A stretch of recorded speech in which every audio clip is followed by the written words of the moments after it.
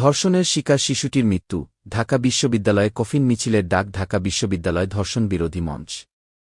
মাগুরায় ধর্ষণের শিকার ৮ বছরের সেই শিশুটি আজ ১৩ মার্চ দুপুর মারা গেছে।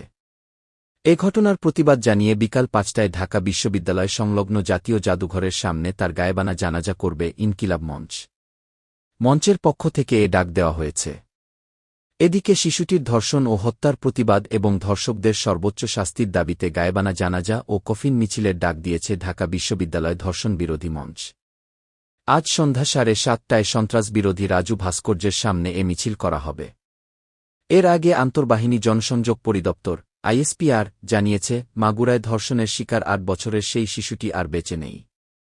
সম্মিলিত সামরিক হাসপাতালে চিকিৎসাধীন অবস্থায় শেষ নিঃশ্বাস ত্যাগ করে শিশুটি। বাংলাদেশ সেনাবাহিনী সংবাদ বিজ্ঞপ্তিতে শোক প্রকাশ করে জানায়, অত্যন্ত দুঃখ ভারাক্রান্ত হৃদয়ে জানানো যাচ্ছে যে, মাগুরায় নির্যাতিত শিশুটি আজ দুপুর ১টায় ঢাকার সম্মিলিত সামরিক হাসপাতালে শেষ নিঃশ্বাস ত্যাগ করেছে। ইন্নালিল্লাহি ওয়া ইন্না ইলাইহি রাজিউন।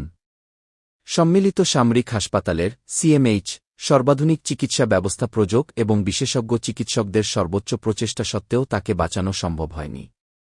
শিশুটির আজ সকালে ৩বার কার্ডিয়াক অ্যারেস্ট হয়েছে, ২বার স্থিতিশীল করা গেলেও তৃতীয়বার আর হৃদস্পন্দন ফিরে আসেনি। উল্লেখ্য, গত ৮ মার্চ শিশুটিকে সংকটাপন্ন অবস্থায় ঢাকা সিএমএইচে ভর্তি করা হয়।